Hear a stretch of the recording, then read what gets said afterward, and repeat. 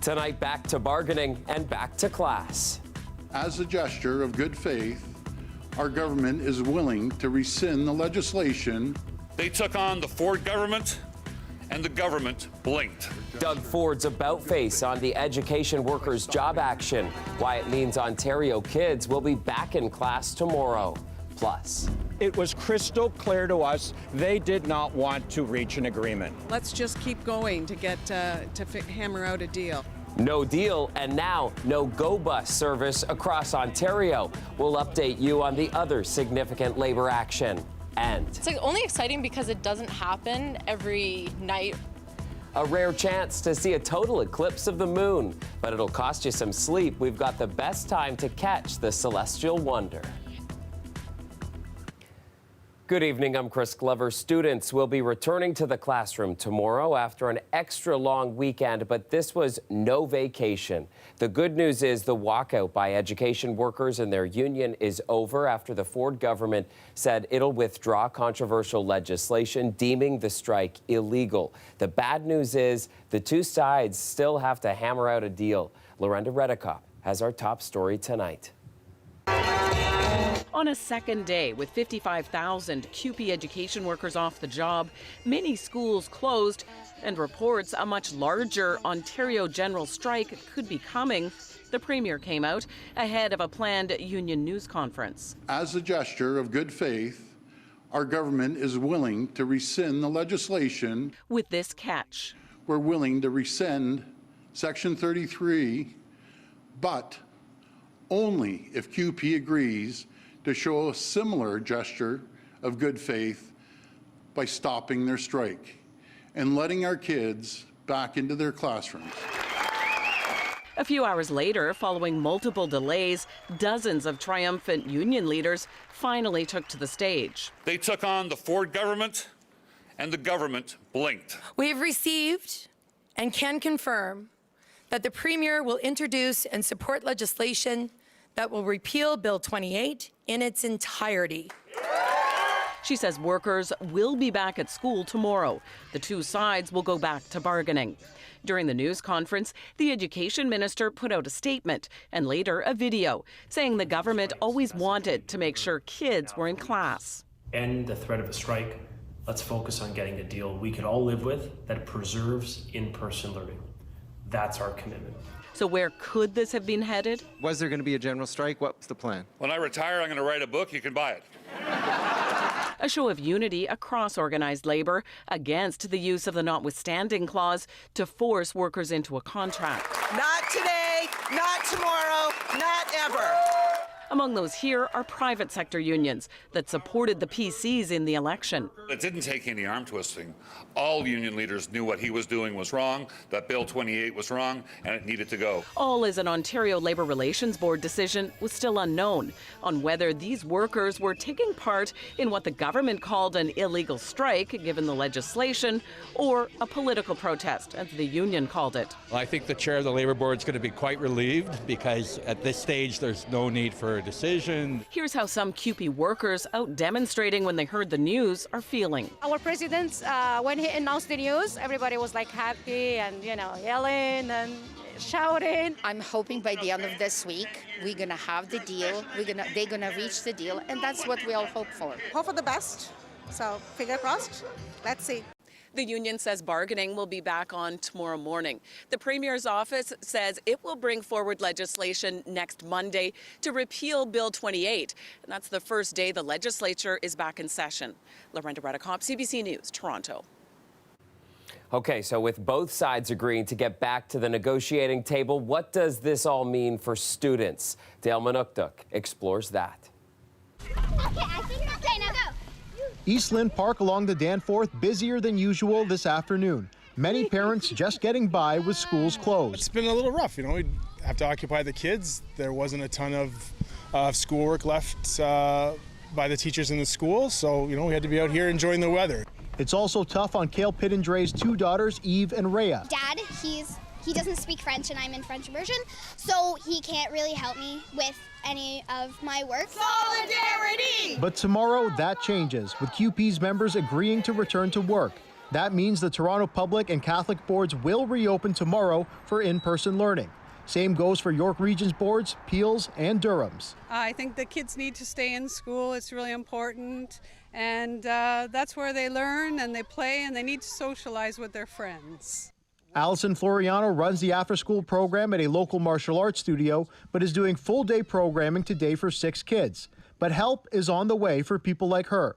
The City of Toronto says after-school recreational programs that were forced to close due to the strike will resume tomorrow as well.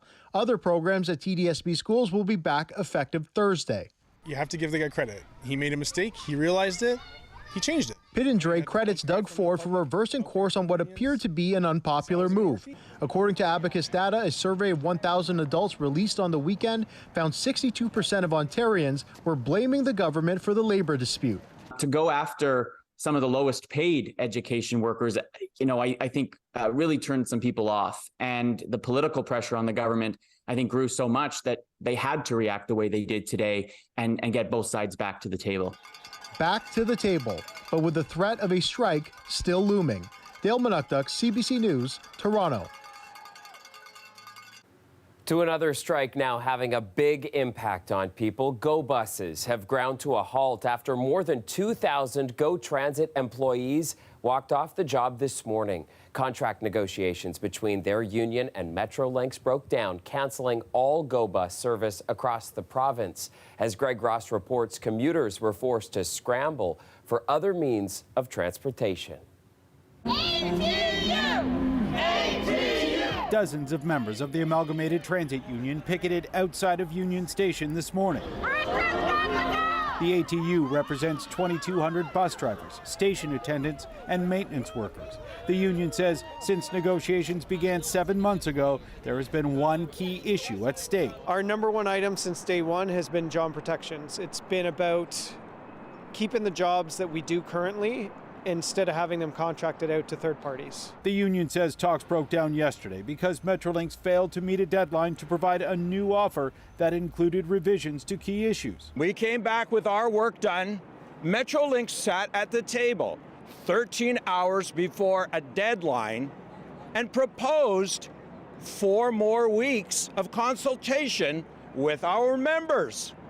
Outrageous. Metrolinx says they have been bargaining in good faith. Yesterday's proposal had brand new language, very significant changes that we just needed a bit of time to review. We've already got 67 recommendations to the proposal that they've accepted. So let's just keep going to get to hammer out a deal. ATU will be filing a complaint with the Ministry of Labor against Metrolinx for bad faith bargaining because it was crystal clear to us they did not want to reach an agreement. In the meantime, all Go Bus service has been shut down until further notice. Bus riders are about 15% of our total population of people that use Go services or Up Express services. Riders showed up to this bus terminal and others around the province today, not realizing that service had been canceled. No idea. Vincent Topolewski was in Toronto visiting his brother.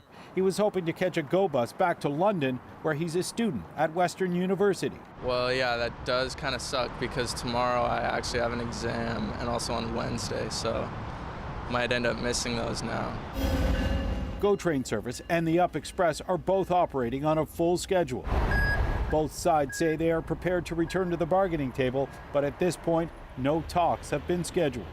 Greg Ross, CBC News, Toronto.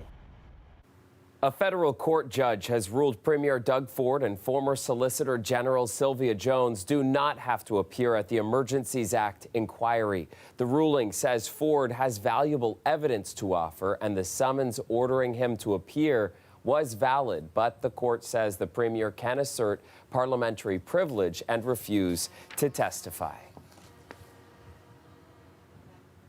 The Ontario Green Party leader came out swinging today against the Ford government's new plan to build over 7,400 acres of the Greenbelt.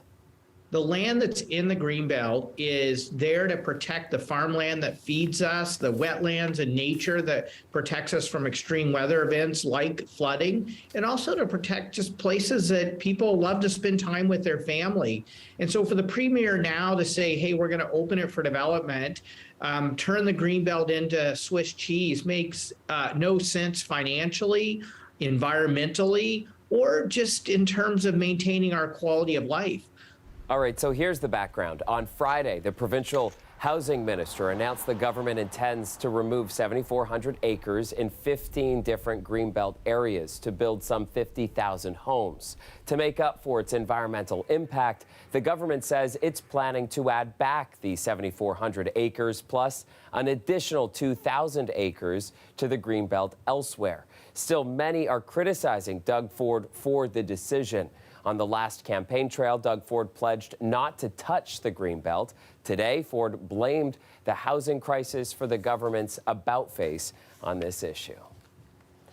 Another beautiful day today, making way for a nice clear night tonight, and those clear skies are also perfect to see tonight's total lunar eclipse. Colette Kennedy is here now with the forecast, and Colette, a pretty lucky night for stargazers.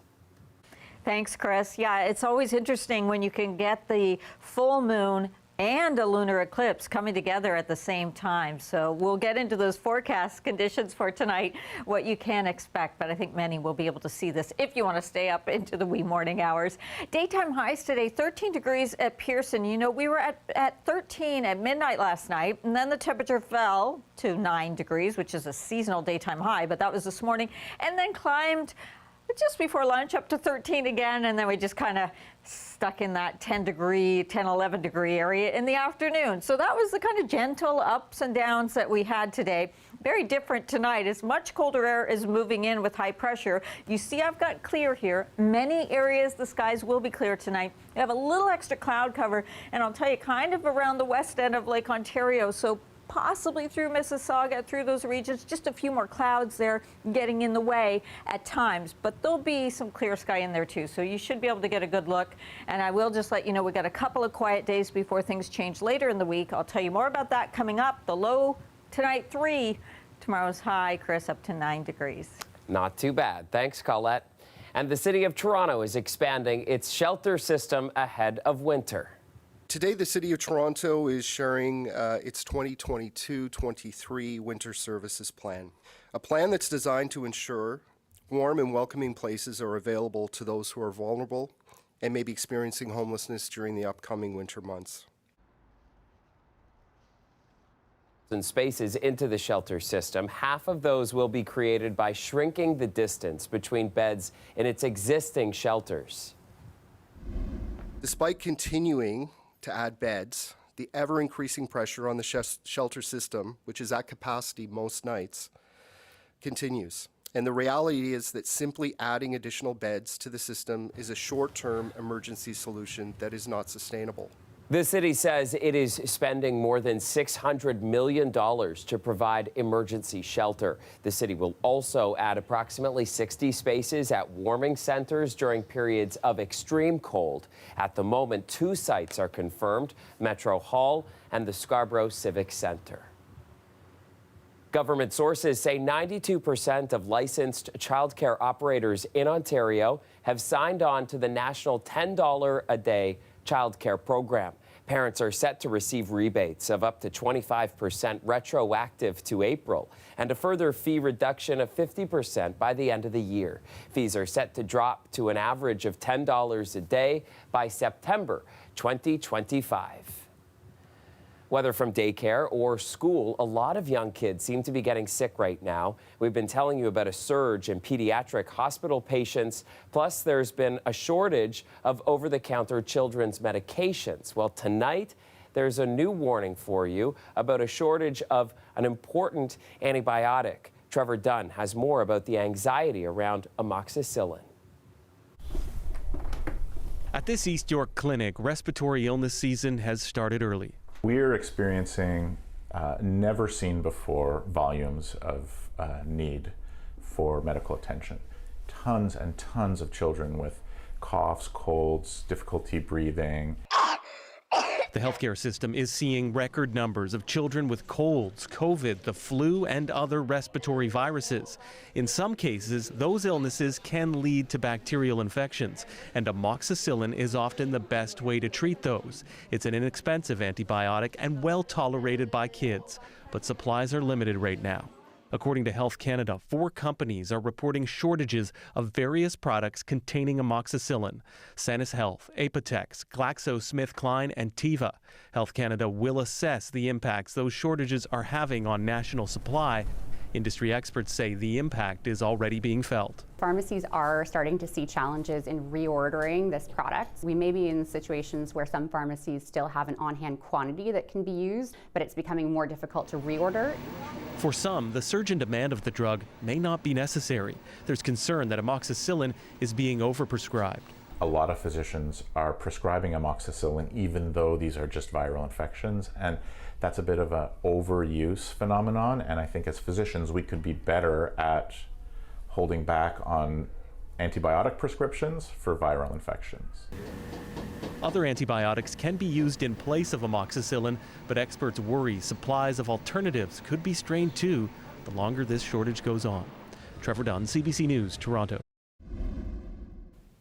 Welcome back. One of the few celestial events visible to the human eye is happening overnight, a total lunar eclipse. That is when the moon moves through the Earth's shadow, but amateur astronomers will want to set their alarms early or maybe just stay up a few more hours at this point. Tyler Cheese tells us the best time to see the eclipse in the GTA. Early risers are set to see red tomorrow morning. What happens in a lunar eclipse is we're actually going to block the sun's light. Earth is going to block the sun's light, and then it's the shadow of Earth on the moon that's causing the eclipse. Weather permitting, you'll be able to see a full red moon hovering just over the western horizon. The light from the sun bends around our atmosphere, and then you see only the red light. It's just the red wavelengths of light that are able to get through and reflect onto the moon's surface. Though partial lunar eclipses happen a couple times a year, total eclipses like this one are a little more rare. According to NASA, this is the last chance to catch one until 2025. It's an exciting event for astronomers and amateurs alike. I'll be heading outside and grabbing a look through my, with my unaided eyes, through my binoculars, maybe through my big telescope. It's only exciting because it doesn't happen every night or every month. It only happens like once every few years. So this will be a good time to get up early and observe it and make the effort. In the GTA, the eclipse will be most visible between 5:30 and 6 a.m. As the moon sets in the west, astronomers recommend finding a viewing location on higher ground away from trees and buildings that may block the view. They also promise the early wake-up will be worth it. It's always worth it to see it for yourself, and that's one of the great things about a lot of other objects in astronomy as well, as anyone in the world can look up and see that same effect you are seeing. They can actually see the moon passing into Earth's shadow and changing its color. And it gives a wonderful shared experience, as well as a chance to perhaps learn something about astronomy. And the good news is it's looking like everyone will be able to catch a glimpse. The most exciting aspect of this lunar eclipse is that the forecast is for 100% clear sky tomorrow morning. The darkened moon will also make other objects more visible in the sky, so keep an eye out for constellations and planets like Uranus and Mars. Tyler Cheese, CBC News, Toronto. All right, Tyler, that is a lot to watch for in the night sky. Can't really see much of anything up there as we look live from our harbor cam tonight. Beautiful night, though, and brilliant clear skies. And if you like today, I think you are going to like tomorrow as well. Colette Kennedy is back. Colette, another nice one. Thanks, Chris. This pattern this week is going to be somewhat similar to last week. So you may remember we had some sunshine and some quiet days, and then we had temperature spikes. Well, that part too likely going to be coming our way. Got to wait for it a little bit. For now, we are looking at clear skies. I mentioned earlier a few areas along the west end of the lake where there could be a few clouds mixing in there. But this quiet pattern kind of sticks through Wednesday, and then on Thursday we'll see clouds rolling in, but more than that, it's going to be the winds kicking up. I know it was breezy today, but the winds kicking up and pushing milder air our way. So that's Thursday into Friday. Now eventually we'll see some showers coming in as well. So there's the ridge of high pressure, that sinking and stable air mass. The system that kind of coming together in the west, there's sort of a couple that will really end up being a system that's going to bring really mild air our way. And as it does, that's when those winds will kick up, but that's going to be a couple days away. We finally, even on Wednesday, are still dealing with nice conditions. That ridge, though, is beginning to slide off the east coast. You could see some of the activity beginning to move our way, but it's just on our doorstep. So it's not till we get to Thursday that we'll see those temperatures beginning to spike into the upper teens, and probably not till Friday till we get some precipitation along with it. So overnight tonight, look at these readings. Take some getting used to. Tomorrow morning, it is going to be a chilly start to things. Keep in mind, you know, the sun's setting earlier because the clock's going back, so lots of time for the temperatures to fall off. And boy, will they. Markham, Oshawa down to 1 degree. Tomorrow, though, a beautiful Tuesday, 9-12 by Wednesday, and there you go. That mild air, we just have to wait for it coming in again, Chris. My goodness. Thanks, Colette.